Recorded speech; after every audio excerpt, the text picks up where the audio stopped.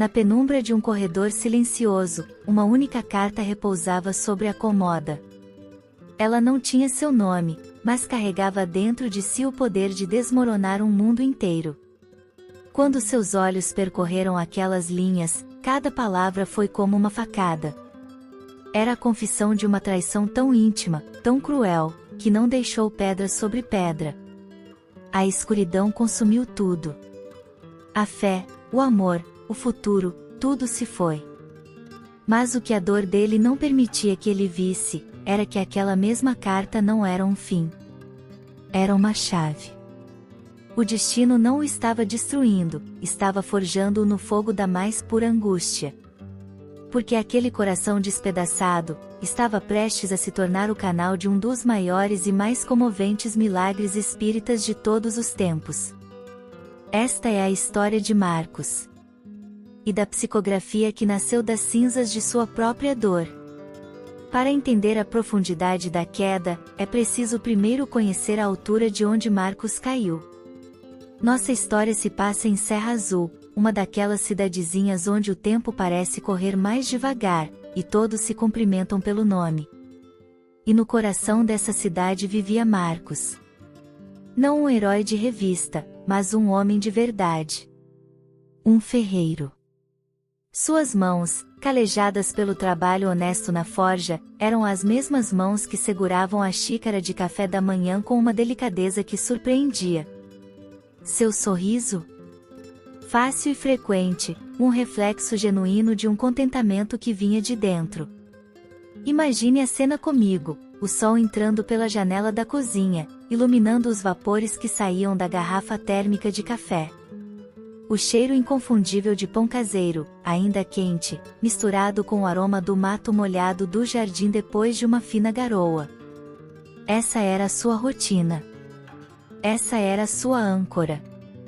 As noites eram embaladas pelo som mais doce que ele conhecia, as risadas de Clara, sua esposa. Eles construíam planos ali, na varanda, olhando as estrelas. Planos de ampliar a casa, de talvez ter um filho. Eles acreditavam no amanhã com uma fé que parecia inquebrável.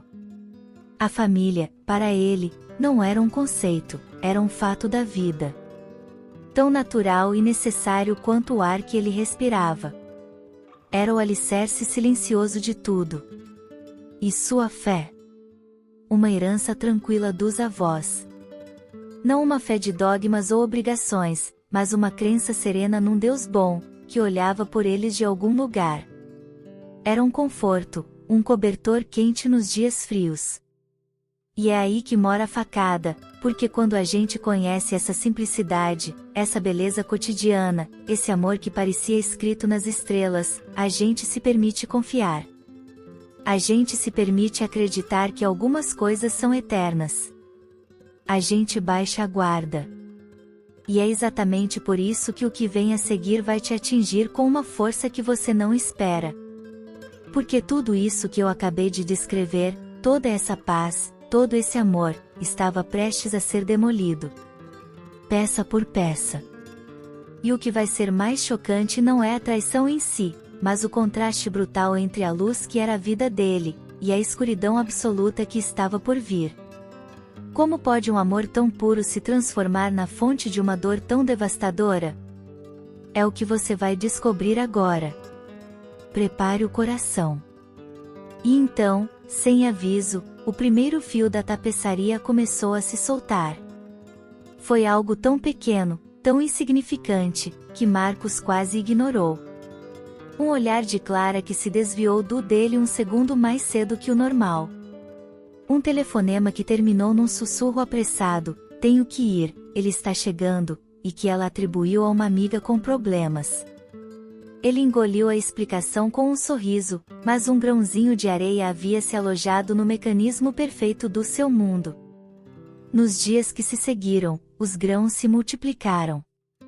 A distância emocional que ele sentia não era mais algo que pudesse ser explicado pelo cansaço após um dia longo.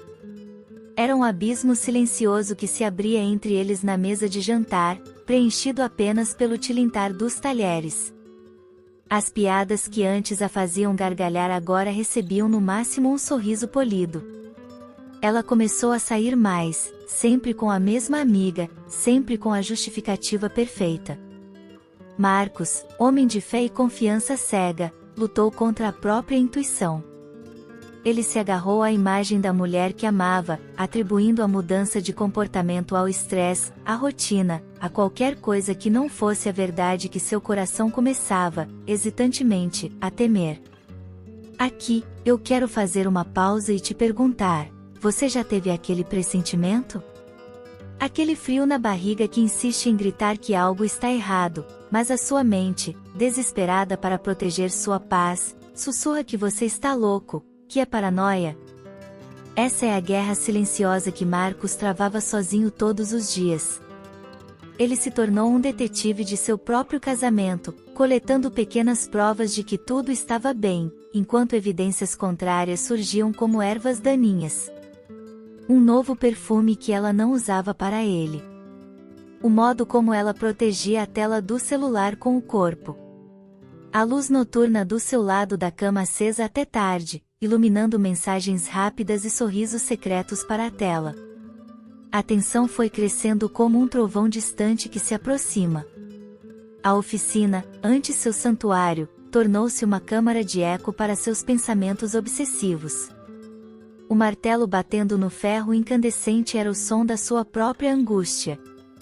Ele tentou conversar, é claro. Está tudo bem, amor?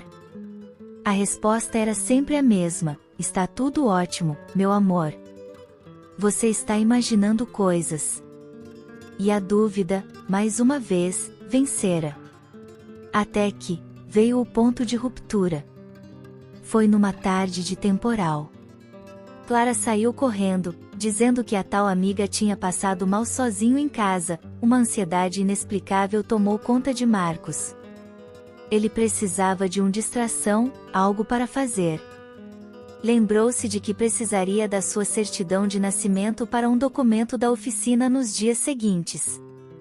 Ele se dirigiu à gaveta mais funda do armário do quarto, onde guardavam papéis importantes. Ao revirar as pastas, sua mão tocou em algo que não era papel ao maço.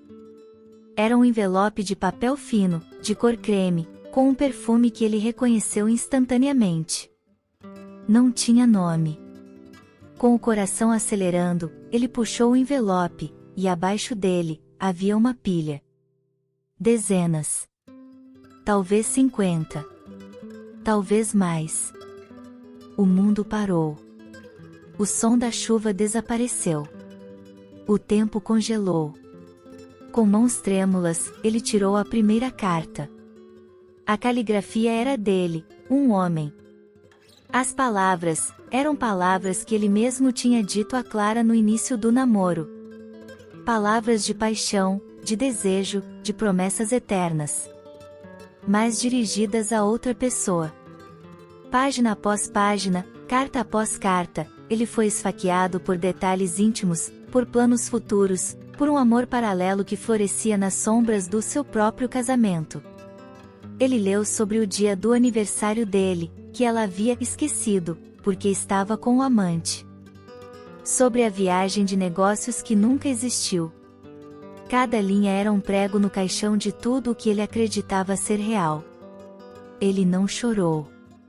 Não gritou. Desabou de joelhos no chão do quarto, envolto em um silêncio tão pesado que era mais alto que qualquer grito. Seu mundo, meticulosamente construído sobre alicerces de confiança e amor, não rachou. Ele simplesmente desintegrou-se naquele instante, deixando para trás apenas um vácuo gelado e silencioso. O que veio depois foi um deserto. A dor da traição não é um corte limpo, é um osso esmagado. Uma dor surda que lateja em cada respiração, em cada lembrança que, de repente, se revela uma mentira. Clara foi embora. A casa, outrora cheia de vida e cheiros, tornou-se uma caverna escura e silenciosa. As cortinas permaneciam fechadas. A oficina ficou parada, o fogo da forja apagado. Amigos tentaram consolá-lo, Mas suas palavras eram como balas de canhão atiradas contra uma montanha, não faziam nenhum efeito. Como você consola um homem que perdeu não apenas a esposa, mas a própria realidade? Tudo em que ele acreditava, o amor, a lealdade, a família, a justiça divina, havia se revelado uma farsa cruel. Ele vagava pela casa como um fantasma, repetindo a mesma pergunta para as paredes vazias, para o céu que agora parecia feito de chumbo: por quê? O que eu fiz para merecer isso? Deus, onde você estava? A fé tranquila dos avós não sobreviveu ao terremoto. Ele se sentia absolutamente sozinho. Abandonado por todos, até por Deus. O vazio era tão vasto, tão absoluto, que engolia tudo: a luz, o som, a esperança. Ele estava no fundo de um poço tão escuro que nem mesmo a ideia de sair existia mais. E é aí, querido espectador, no auge dessa escuridão, quando não restava nenhum fio de luz, nenhum pingo de fé, que a história verdadeiramente começa. Porque é no fundo desse poço que Marcos faria uma descoberta que iria desafiar tudo, absolutamente tudo o que ele pensava saber sobre a vida, a dor e o destino. O que acontece quando um homem perde tudo? O que o universo coloca no lugar do que foi tirado? A resposta é mais extraordinária e comovente do que você pode imaginar. Não perca o próximo capítulo, porque é aqui que a verdadeira reviravolta espírita está prestes a acontecer. A escuridão não era mais apenas uma metáfora. Era física. Era uma presença espessa dentro daquela casa que já foi um lar. Marcos já não sabia há quantos dias as cortinas estavam fechadas, há quantas refeições ele havia pulado. O tempo se dissolveu em uma névoa cinzenta e indiferenciada de dor. Ele era um náufrago em um oceano de desespero, e suas forças para nadar haviam se esvaído completamente. Naquela noite, uma noite fria de inverno onde o silêncio parecia gritar mais alto que qualquer coisa, ele se encontrou vagando pelo corredor. Seus pés o levaram até o antigo quarto do casal. Lá, em cima da cômoda, empoeirado e esquecido, estava um porta-retratos. Ele pegou o objeto com mãos que mal pareciam suas. Era uma foto de ambos no dia do casamento. Dois rostos jovens, ingênuos, com olhos que brilhavam com a promessa de um para sempre que agora soava como uma piada de mau gosto. Ele observou a própria imagem, aquele homem que ele já foi, confiante, completo, amado. E então seus olhos se fixaram no sorriso de Clara. Aquele mesmo sorriso que outrora era seu porto seguro, agora era a fonte de uma agonia tão visceral que ele sentiu um enjoo físico. Era como se cada memória feliz tivesse sido envenenada, transformada em uma arma para torturá-lo no presente. E foi aí que a última réstia de força o abandonou. As pernas simplesmente cederam. Ele desabou de joelhos no chão frio do quarto vazio, não havia mais lágrimas. O poço do pranto havia secado. Restava apenas um cansaço ossudo, profundo, que penetrava na medula dos seus ossos. Uma fadiga da alma. O silêncio ao seu redor era ensurdecedor, um vácuo que puxava tudo dele, até o último suspiro de esperança. Ele olhou para a foto novamente, e então, algo dentro dele se rompeu. Não foi um choro. Foi um som que ele nunca tinha ouvido sair de sua própria garganta. Um urro surdo, rouco, rasgado das entranhas mais profundas do seu ser. Um grito de angústia animal, primitiva, dirigido a um universo que se mostrava completamente surdo, cego e mudo para o seu sofrimento. Era o som de um coração sendo pulverizado. Era o grito de um homem que chegou ao fim absoluto da sua linha. E então, a quietude retornou. Mais pesada do que antes. Naquele momento, ajoelhado no chão da sua ruína, Marcos não desejou morrer. Isso exigiria uma energia que ele não possuía. Ele apenas desejou parar. Deixar de existir. Que tudo simplesmente terminasse. A escuridão era tão completa, tão absoluta, que a ideia de um amanhã era não apenas assustadora, era impossível. Ele havia lutado contra a correnteza por semanas, e agora suas forças tinham se esgotado. Ele estava se afogando. E a parte mais aterradora era que ele já não se importava mais. Era o fim. O verdadeiro, último e definitivo fim. Mas eis o grande mistério que eu quero compartilhar com você: o fundo do poço não é um fim. Muitas vezes, é um portal. Porque foi exatamente nesse instante de rendição total, no momento em que Marcos finalmente soltou o último fio de controle, de luta, de questionamento, que algo inexplicável começou a acontecer. Uma calor começou a se formar no centro do seu peito. Não um calor físico comum, mas uma sensação de paz avassaladora, um conforto tão intenso que era quase tangível.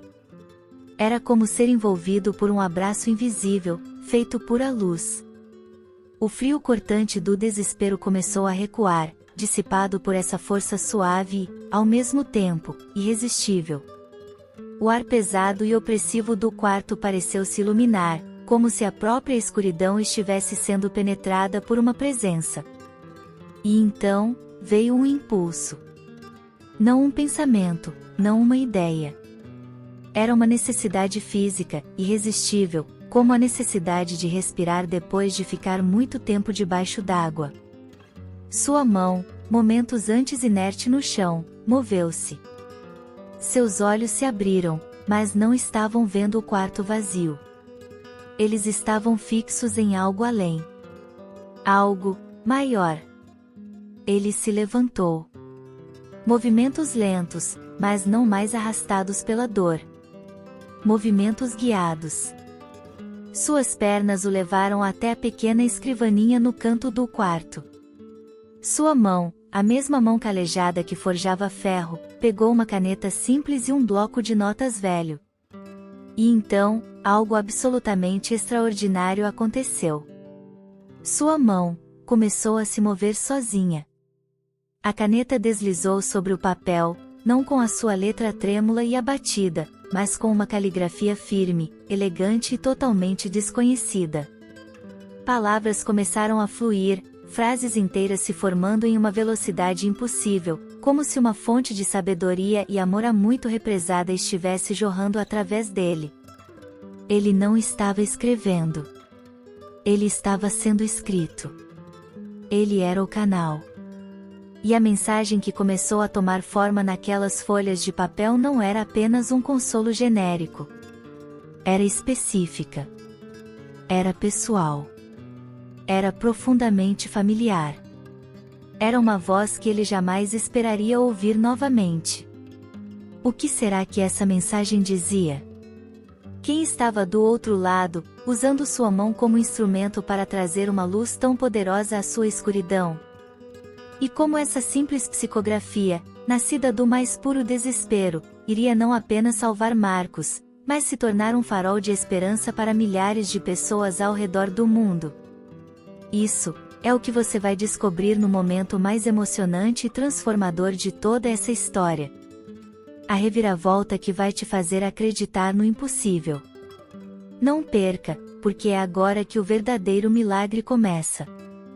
E então, aconteceu. No exato instante em que Marcos se rendeu, no momento em que sua alma, exausta, parou de lutar e simplesmente aceitou, o universo respondeu. Um calor começou no centro do seu peito, não um calor físico comum, mas uma onda de energia pura, doce e avassaladora. Era como ser banhado por uma luz líquida que dissolvia a angústia, o frio, o vazio. Uma paz que excedia todo o entendimento humano invadiu aquele quarto escuro, transformando-o em um santuário. Era uma sensação tão intensa, tão real, que ele não pôde duvidar. Não era sua imaginação. Era uma presença. Algo ou alguém de uma dimensão superior estava ali, envolvendo-o em um abraço cósmico. E com essa paz, veio um impulso. Irresistível, urgente, quase físico. Como se suas mãos fossem guiadas por fios invisíveis, ele se levantou. Seus passos não eram trôpegos, eram firmes, direcionados. Ele foi até a pequena escrivaninha, abriu uma gaveta e pegou um velho bloco de notas, daqueles de capa marrom, e uma caneta simples. Ele se sentou. Sua mão direita repousou sobre a folha em branco. E então, a caneta moveu-se.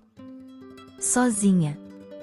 Inicialmente, ele tentou resistir, um último surto de controle de uma mente que ainda não compreendia. Mas a força que guiava sua mão era suave, porém inexorável. Ele cedeu.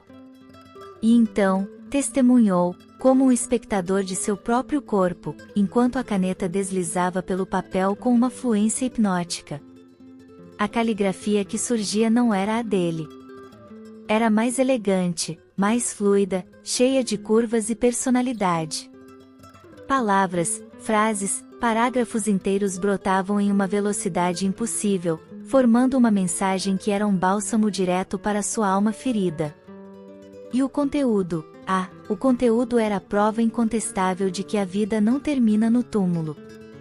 A mensagem começava com um nome que fez seu coração, pela primeira vez em semanas, dar um salto de emoção pura, não de dor. Meu querido filho, é a sua mãe. Era ela. Sua mãe, que desencarnara de um mal súbito uma década antes. E para afastar qualquer sombra de dúvida, a mensagem trazia detalhes que nenhum outro ser vivo poderia conhecer. Ela lembrou do ursinho de pelúcia que ele escondia debaixo do travesseiro até os 9 anos. Citou a música que ela cantarolava para ele dormir. Descreveu o cheiro do bolo de laranja que ela fazia nas tardes de domingo. Coisas íntimas, sagradas, que viviam apenas no baú das suas memórias mais preciosas. Mas a mensagem ia muito além de provas. Era um consolo divino. Ela explicava, com uma sabedoria que transcendia a humana, o propósito por trás daquela dor devastadora. Ela falou que o amor verdadeiro, o amor de alma, nunca morre. Que as ligações espirituais são eternas e que a morte é apenas uma passagem, uma mudança de vestimenta. Clara, explicou ela, tinha sua própria jornada, suas próprias provações a cumprir, e aquele caminho já não se alinhava mais com o dele. A traição não era um castigo, mas um doloroso e necessário mecanismo de liberação para que ambos pudessem cumprir seus destinos. Ela falou que a sua dor era compreensível, mas que agora era a hora de transformá-la. Que aquele sofrimento tinha um propósito sublime, abrir um canal dentro dele. A sua profunda sensibilidade, amplificada pela dor, havia sintonizado sua frequência espiritual com o plano superior, permitindo que ele se tornasse um instrumento. Um mensageiro. Um médium. Sua missão, a partir daquele momento, seria usar esse dom para confortar outros corações despedaçados, mostrando-lhes que a vida continua, que o amor persiste e que ninguém está jamais sozinho. E então, no final daquela página, como um selo divino de confirmação e um farol para guiar seus passos dali em diante, a caligrafia de sua mãe registrou uma última frase. Uma joia de sabedoria eterna. Uma verdade que se tornaria o alicerce de sua nova vida. Fora da caridade não há salvação, mas a caridade é, acima de tudo, o bálsamo que cura a própria ferida ao curar a ferida do próximo. O Evangelho segundo o Espiritismo, Allan Kardec. Naquele momento, Marcos entendeu tudo. A caridade não era esmola. Era serviço. Era amor em ação. E a maior caridade que ele poderia praticar era estender a mesma mão que agora tremia segurando aquele papel, para outros que sofriam como ele. Ao fazer isso, ao confortar a dor alheia, ele curaria a sua própria. A sua missão não era se trancar na dor, mas usar a chave que a dor lhe deu para libertar os outros. E, nesse processo, libertar a si mesmo. A pergunta que fica, e que vai mudar para sempre a forma como você vê suas próprias dificuldades, é: como um homem simples, um ferreiro, se transformou no médium que consolou milhares. O que mais a mãe dele revelou? E como essa mensagem de amor e caridade se espalhou pelo mundo, tocando corações e realizando curas milagrosas. E assim, a grande ferida que Marcos acreditava ser seu fim, revelou-se seu verdadeiro começo. Aquele quarto escuro e vazio, que testemunhou seu momento de mais profunda agonia, tornou-se o seu santuário. A mesma mesa onde a traição foi descoberta através de cartas de desamor, agora sustentava o bloco de notas onde ele registrava cartas de amor eterno. Nos anos que se seguiram, algo extraordinário floresceu a partir daquela dor. As mãos que antes moldavam o ferro bruto na forja, agora moldavam palavras de consolo. A psicografia, um dom que jazia adormecido em sua alma, despertou não como um evento isolado, mas como um rio de misericórdia que não parou mais de fluir. Pais arrasados pela perda de um filho recebiam mensagens detalhadas, cheias de lembranças que só eles conheciam, provando que a vida continuava do outro lado. Esposas que enterraram seus maridos encontravam conforto em palavras de amor que transcendiam a morte, ditadas pelos próprios esposos através da mão de Marcos. Ele não se tornou um líder de uma religião. Ele se tornou algo mais simples e mais profundo, um ferreiro de almas. Ele não pregava doutrinas, ele oferecia provas vivas do amor que nunca morre. Cada psicografia era um prego de luz que ajudava a reconstruir a fé de alguém, assim como a sua própria havia sido reconstruída. A fama dele não veio de busca por notoriedade, mas do boca a boca de milhares de corações agradecidos que haviam encontrado um porto seguro em sua mediunidade. A traição não o destruiu. Ela o desconstruiu. E a partir dos escombros daquele homem que ele era, nasceu um novo homem, forjado no fogo da própria dor e temperado pela compaixão. E a lição mais linda de tudo isso, querido espectador, é que a vida não nos dá provas pelo que somos, mas pelo que podemos nos tornar. As maiores tragédias não são sentenças, são sementes. Sementes de missões que jamais imaginaríamos para nós mesmos. A dor de Marcos não foi um acidente de percurso. Foi o caminho necessário para que ele encontrasse seu propósito mais elevado, ser o conforto que ele mesmo tanto precisou. E agora, eu quero fazer uma pergunta para você, que acompanhou essa história até aqui. Em sua jornada, qual foi a sua carta inesperada? Qual foi o momento de dor que, olhando para trás hoje, você percebe que foi uma semente para algo novo? Que te fez crescer, que te tornou mais forte ou que te direcionou para um caminho que você nem imaginava? Conte pra gente aqui nos comentários. A sua experiência pode ser exatamente a luz que outro alguém precisa ouvir hoje para não desistir do próprio caminho. Se essa história tocou o seu coração e renovou a sua esperança, não deixe que ela pare por aqui. Clique no like. Esse seu gesto simples ajuda demais a levar essa mensagem de consolo para mais pessoas que podem estar precisando dela. E se você ainda não é inscrito no canal, faça sua inscrição e ative o sininho. Aqui, nós trazemos histórias reais que provam que o amor é mais forte que tudo, e que a vida sempre encontra um caminho para florescer, mesmo no solo mais árido. Um abraço fraterno e enorme gratidão por sua companhia. Até a próxima história.